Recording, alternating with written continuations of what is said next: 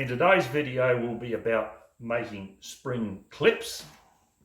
These little fellas, about making metal roofs, and how I make my mounting brackets.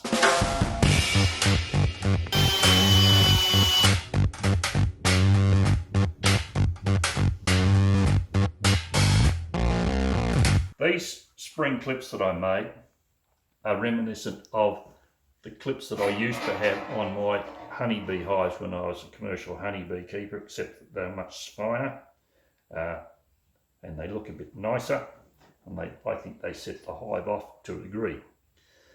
And those spring clips are the reason why I've had so many phone calls over the years. Do you sell spring clips would be the first question. How much do you charge for spring clips? And my answer would always be the same, being the smart aleck that I am, that no, I don't sell them. I give them away free, gratis, with every hive that you buy. Now, I bend them up with this wire, which is a stainless steel TIG welding wire. Unfortunately, it's not as good as it used to be. I used to be able to buy readily available a wire that was made in Italy. It was much steelier and made better spring than the stuff that you buy today, which unfortunately all comes from either India or China. And if someone can come up with a source for that better quality spring steel, I'd love to hear from them. Now, that little jig, which I developed over the years, has made countless thousands of clips.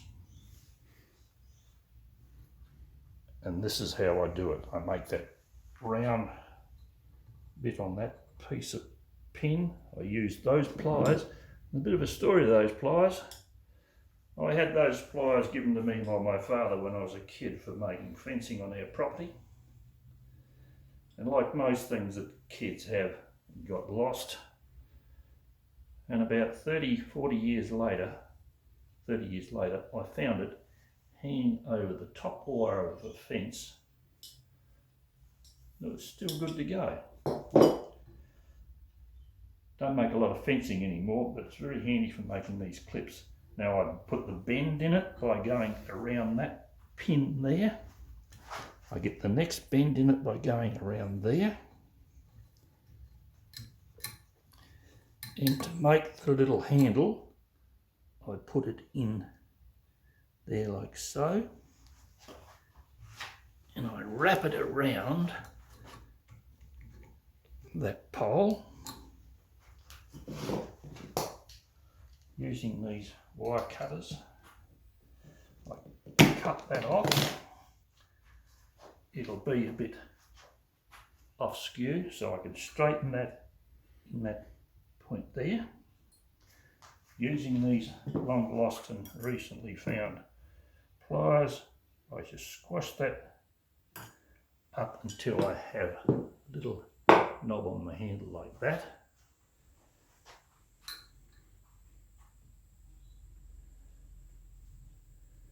Now I've got to get it all straight.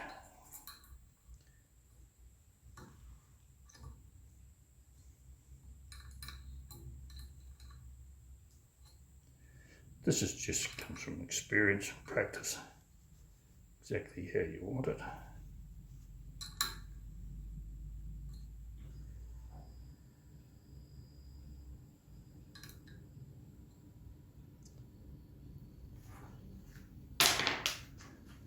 Oh, and I put a little kink in that by putting it in that slot and just bending it back. It just helps to locate it securely over that central pin screw. I'll do that all again for you. It's a little bit worn in there. Round we go.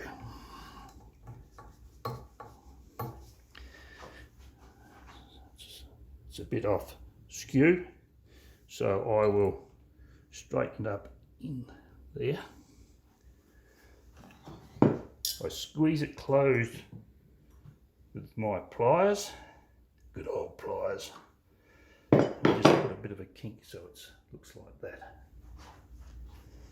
Put it back over that pin and then put my first bend, my second bend, and then I make my handle by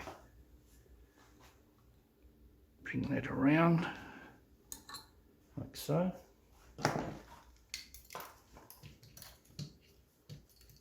Cutting that off with some pretty worn out wire cutters. Straightening that bit up a bit in there and squeezing that up to a nice compact shape using these old pliers again. Just straighten that up a little bit. Now,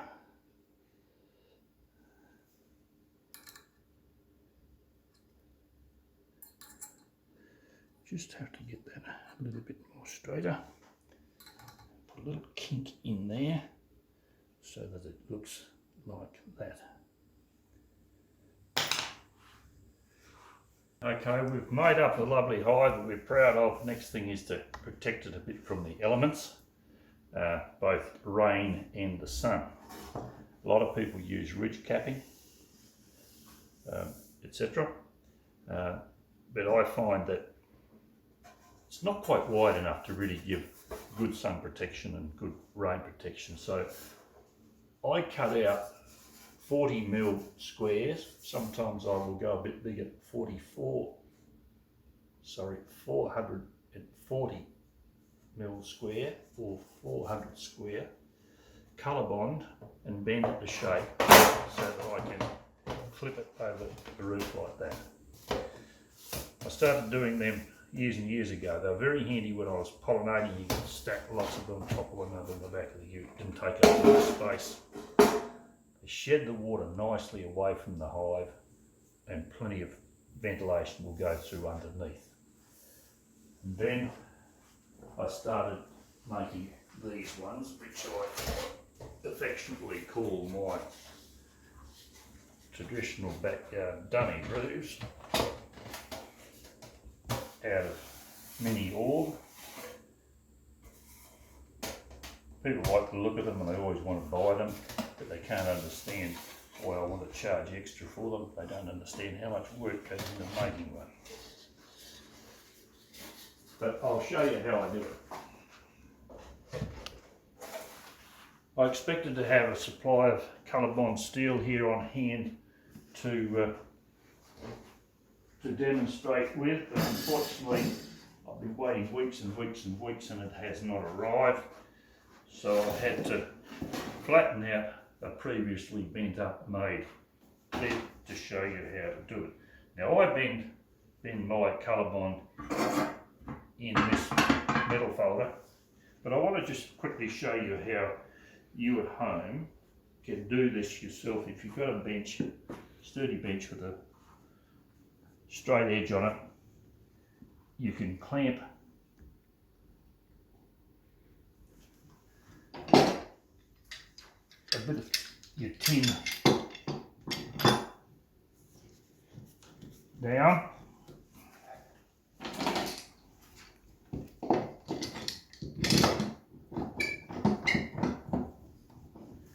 and once more my rubber mallet comes into play. You can just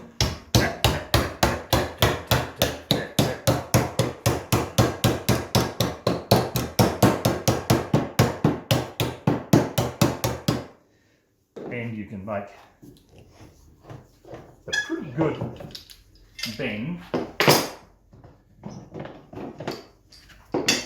without distorting the metal too much.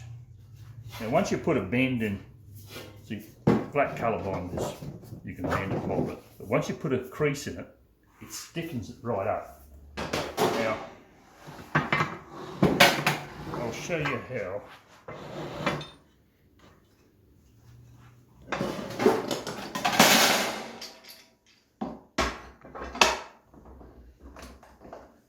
I do this.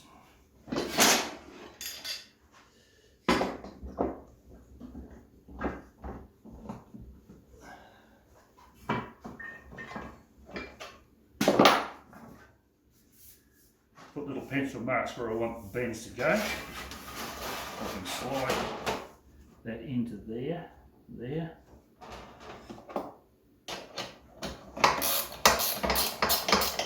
Tighten that down.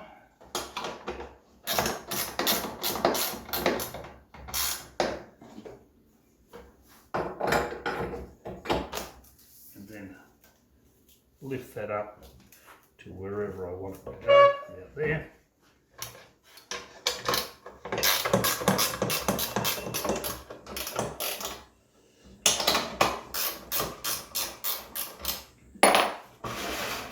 Pull it through, clamp it down those pencil marks.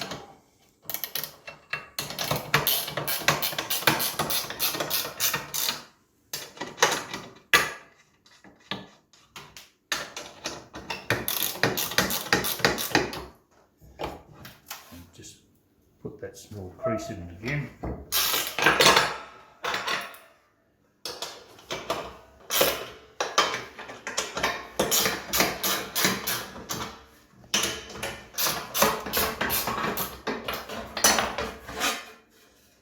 And there I have it bent into shape.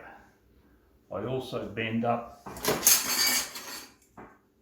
these pieces in there, and they get pop riveted on the inside so that I finish up with a roof that has those clips. Simple, effective, and great thing for stacking. I was able to score a bit of this mini orb iron that was a bit water stained, but it makes quite good roofs, saving a bob or two on material. Now the backbone needs to be pretty solid and strong, because if you need to adjust it, you've got to bend it at that point. Now I've pre-drilled a few holes here, and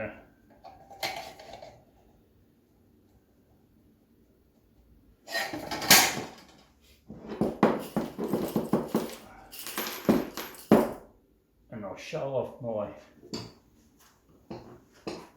pop riveter. I've got a lot of Milwaukee battery tools, but I reckon this one is the doozy of the lot of them. And speaking of doozies, some people will be aware that I have my own sawmill for milling my own timber, and that mill has been affectionately come to be known as the doozy. And if anyone wants to have a look at a video of the doozy, if they search bandsaw mill doozy, they will find a bit of a vision of it. Now, fortunately, I had a few pre-drilled holes here, speed things up.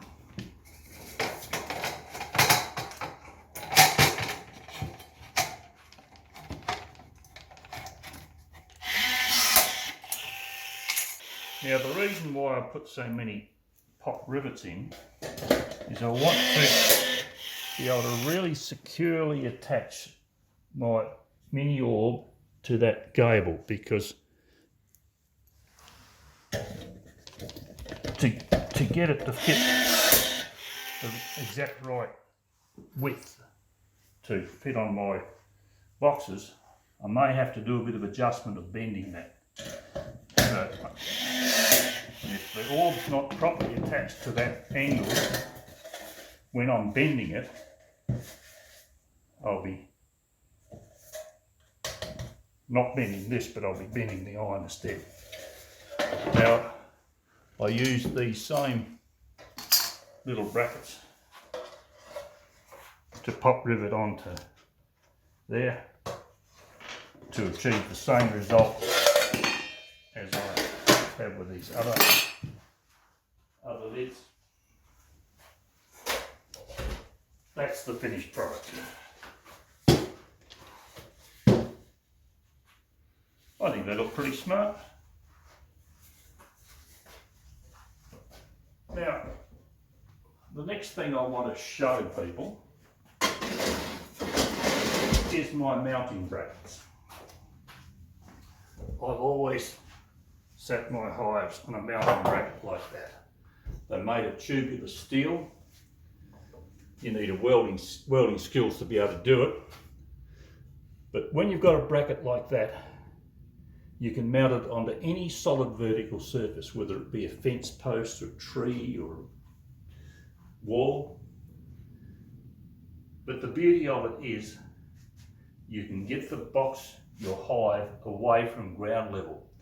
In extreme heat conditions, you want to get the box away from the residual heat of the earth. It'll always be a bit cooler up or off of the ground, like so, than what it is down near the ground. Likewise, in real cold conditions like frost, it's much colder down near the ground than what it is up a bit higher. When it's hot, you'll get more breezes when it's up here. You'll be able to get circulating air that will benefit the hive. And it's nice to be able to position it at a height where you can see into it without having to bend over. I made various versions of them, but that's basically what it is. I got a bit carried away once because people wanted me to post them around. The buggers are things to post, so I briefly made fold up ones that I could include in a box when I was posting hives. Too much work in making that, I stopped doing it. Been a little while since Steve did the last video filming. I've gotten rid of my Christmas decorations. I've had a little break and I've been filling in time making a rocking horse for a grandson. But I have been giving some thought to my roofs and mounting brackets. In the past, when people have contacted me and asked me if I can post out a hive mounting bracket and roof, I've always said roofs and mounting brackets were too hard to package and I wouldn't do it. But I've now come up with a bit of an answer to that, and I'll show you what I've come up with. Now, I use the Australia Post boxes, and if you order a hive and a bracket and a mount, it arrives like so.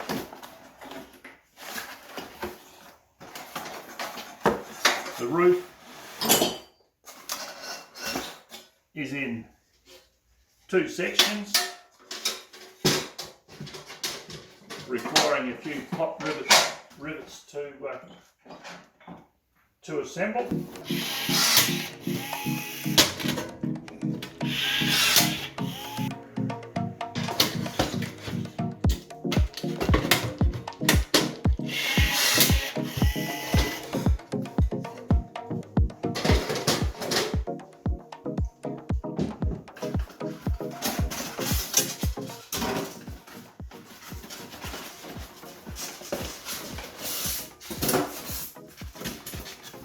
Then it's a matter of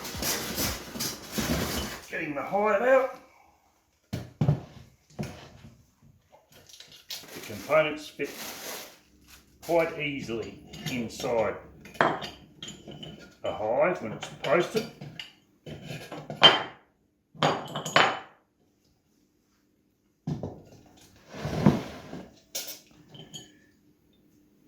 That's the part that mounts to the wall. And the arm that the hive and the cross brackets fit on, that arm slides over that sleeve. It is secured with a bolt hole, with a bolt through those holes.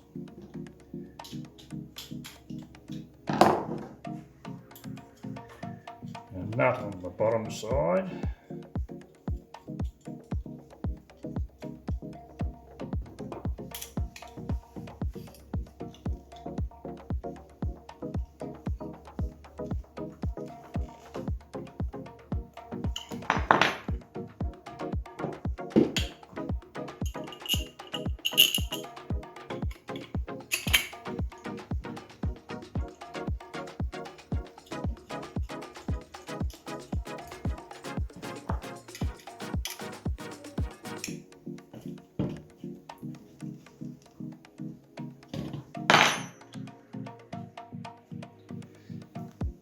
And there you have it, a mounting bracket that with 4 sturdy screws will secure to any solid upright surface, wall, post, fence, tree. And if you look at the ends of these cross arms, they have holes in it, enabling you to put a screw on the bottom side if you wish to further secure the hive. The advantage with these are that you can get your hives up off of the ground, away from the heat of the earth, usually where there's a little bit more breeze, and at a convenient height to observe your bees and look inside of them. All of my bees have always lived on mounting brackets like that.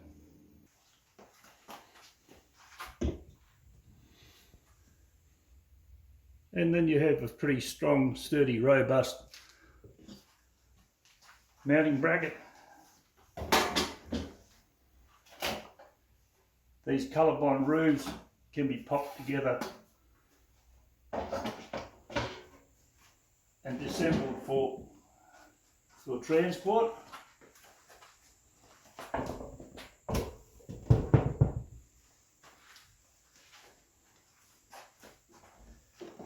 And that's the latest that I've been up to with roofs and mounting brackets. Well, thank you very much for watching. I hope you've enjoyed it. I hope that perhaps you've learnt a bit along the way, but I don't want to put it over that my way is the only way. There are lots and lots of ways that hives can be made. But one thing I do know is that if you go to the trouble of making a hive that you are proud of, you will get so much more enjoyment of your hobby. A hive that you can put on display up near the house where people can see it and you can show it off is much, much more satisfying than one that needs to be hidden down behind the back shed. The more I see it, it can't be denied. The more I feel it, hide until the side I know. Hey, This little hive I made for Australia's smallest social bee. I've called it the minimalist Dougie Eye. I've got the hive for it, I've got the name. I just haven't found the bee yet, but someday someone might, and I've got the hive ready to go.